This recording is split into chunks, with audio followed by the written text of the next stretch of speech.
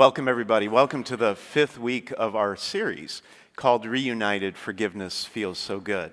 We've got one more week after this until we start a new series in Lent, but forgiveness is really important to talk about, I think, because sometimes we can get blindsided by what someone else does. You know, you're cruising along, everything's good, and then suddenly there's a betrayal.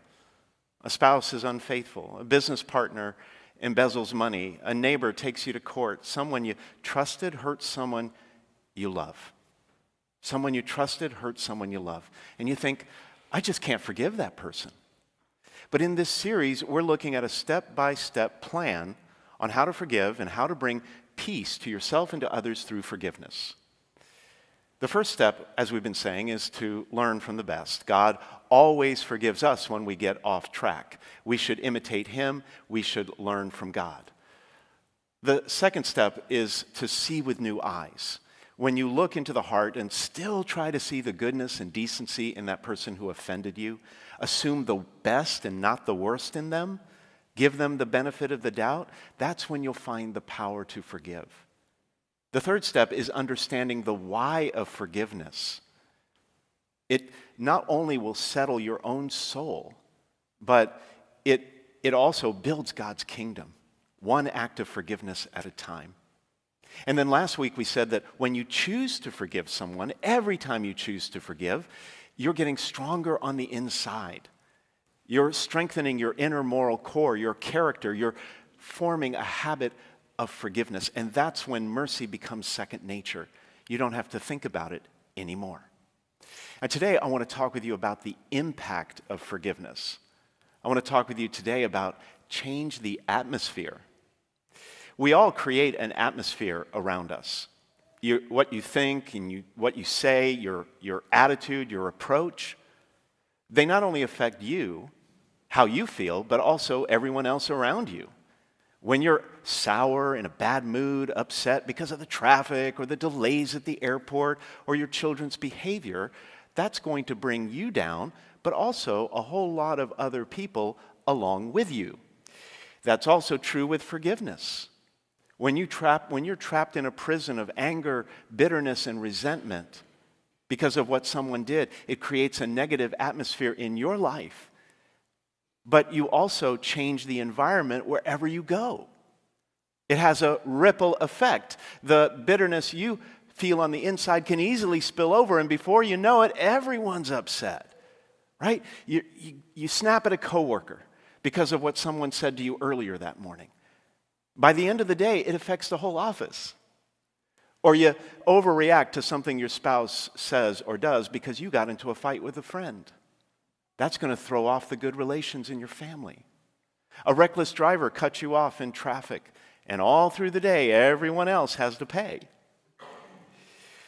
But it also works in the opposite direction. When you let things go, when you take on an attitude of reconciliation, a daily habit of forgiveness, it improves the climate for everyone, the whole world around you. It changes the atmosphere for the better. Years ago, when I was a young lawyer, I was assigned to a document review. It's a really hard task, not easy to do. I don't know if you know what a document review is, but basically, often you have to look through hundreds of pages, thousands of pages, just to find perhaps one document that might be relevant and helpful to your case. It's kind of a grind, which is why young associates, junior associates, are usually the ones assigned to the job. Well, this document review took place at a meat packing plant in the Midwest. We had to go there to get the documents. And as soon as we arrived at the facility, they asked us to gear up. We wore rubber gloves and boots, aprons, hair nets, and, in my case, a beard net. Let me just say it was very flattering. I sent pictures home. Anyway, the documents were in small offices that were all across the plant. And so all day long, we walked across wet floors covered with, and sorry to gross you out again for a second week in a row, but covered with pig intestines. And we sorted through document after document that were often smeared with blood and guts. And we did this all day, stopping only briefly for lunch at the cafeteria where they were serving you guessed it, pork sandwiches. After that, was not interested. That was a hard pass. No means no, right? But really, the whole day was a tough experience. But the worst part, by far, was the rendering facility. I don't know if you know what that is, but it's a part of in the plant, a place in the plant where all the animal parts that humans can't or won't eat are thrown together, cooked at high temperatures in large vats to create things like your soap or biofuels or, wait for it, pet food. But the smell in that rendering facility was like something I had never experienced before. To describe it as foul would be a serious understatement.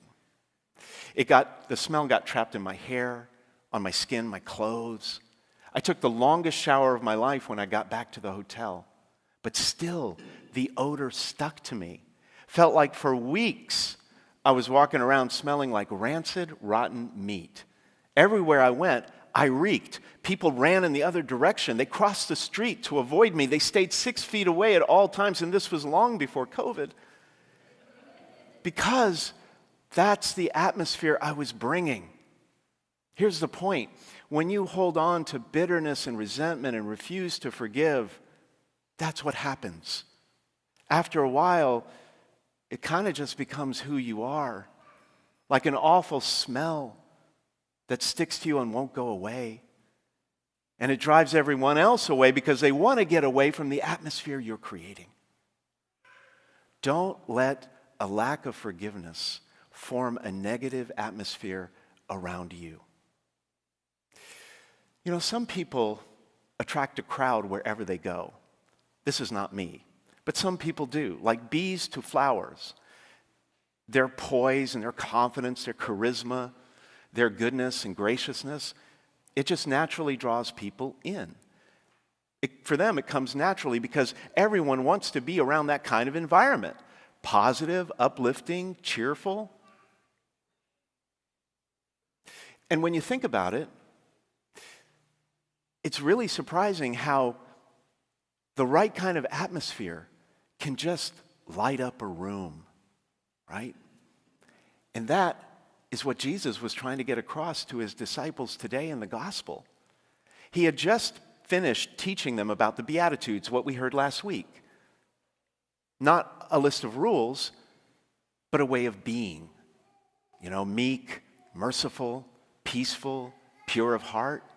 And now he was telling them what the impact of that way of living would be, how it would affect others, and how it would change the environment in the whole world if all his disciples lived that way. So he said, you are the salt of the earth. But if salt loses its taste, with what can it be seasoned? It is no longer good for anything but to be thrown out and trampled underfoot. Now back then, salt was very valuable. In fact, Roman soldiers were often paid in salt rations. It's where we get the word salary. And salt was valuable because it was a basic necessity of life. There were no refrigerators, and salt was used to preserve meat and fish, keep it from rotting, and create the right kind of atmosphere to enjoy a good meal. Nobody wants to eat a rotting piece of fish or meat. But you can't eat in the dark, right? And every good environment needs light. And so Jesus went on to say to his disciples, you are the light of the world, and a city set on a mountain cannot be hidden, nor do they light a lamp and then put it under a bushel basket. It is set on a lampstand where it gives light to all in the house.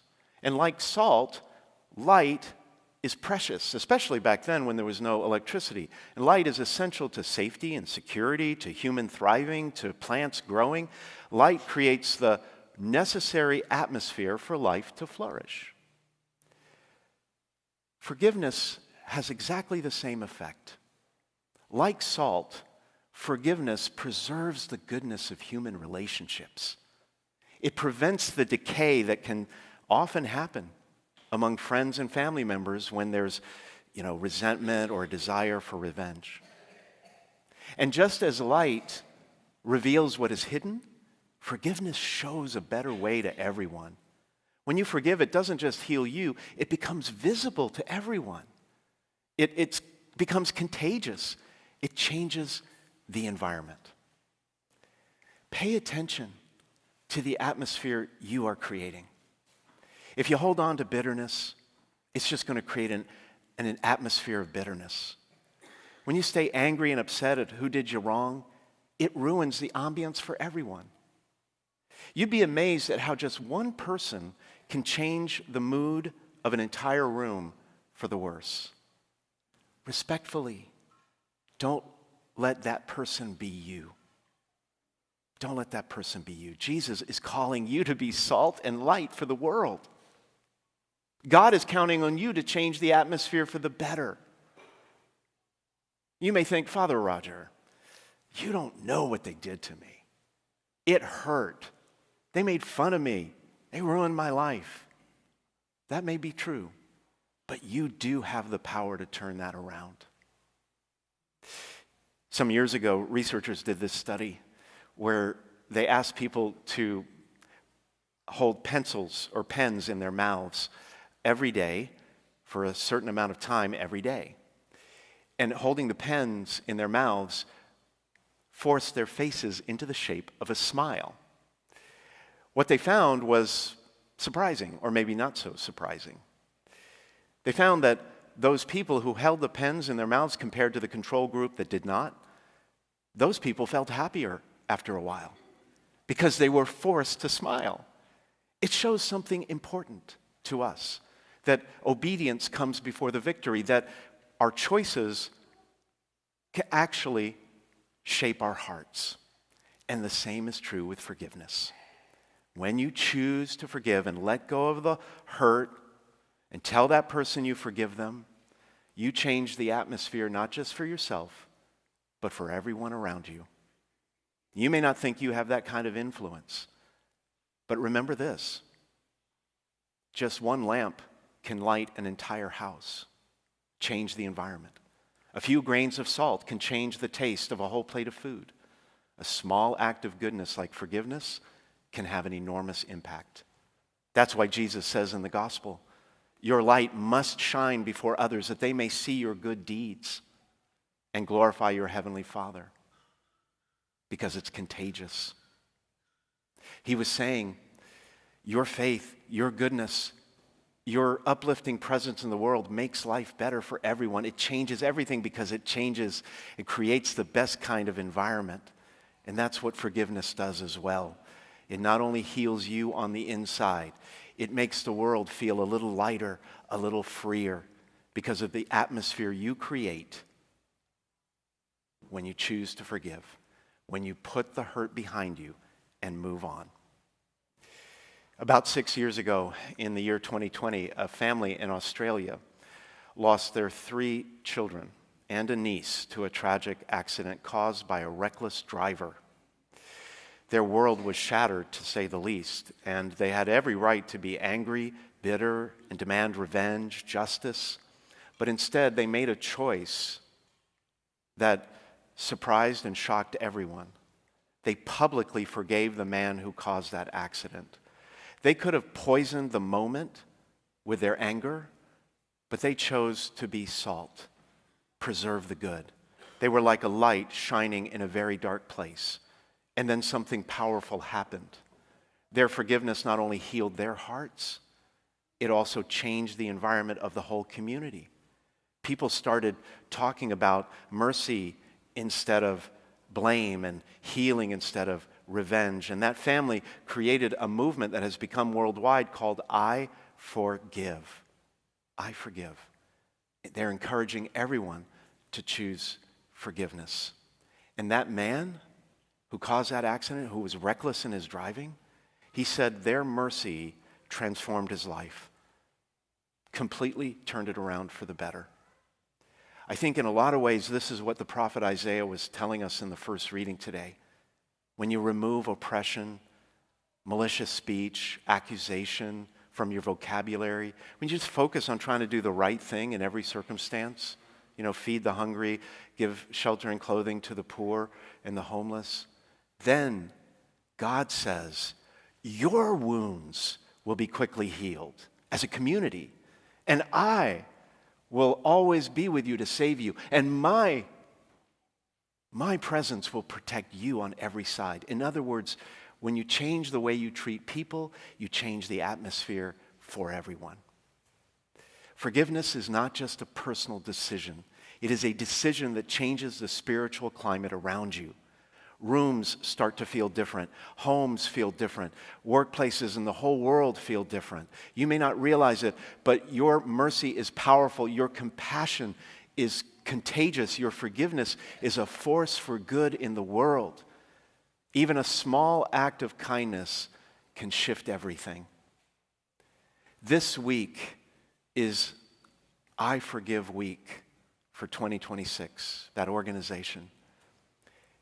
It ended last night, but by the power I've vested in myself, I am extending it to you today and to me today. So this week, search your hearts for that person you really need to forgive. Set them free and experience the freedom of forgiveness. When you do, Isaiah says, then your light shall break like the dawn, shall break forth like the dawn. This is your opportunity to let your light shine before others. Don't lose that opportunity. Seize that opportunity. Go out this week and be salt and light for the world. Let your goodness flow. Let your mercy speak. Make the world a little brighter. Because when you forgive, the weather improves for everyone. The light breaks through. And the whole atmosphere changes.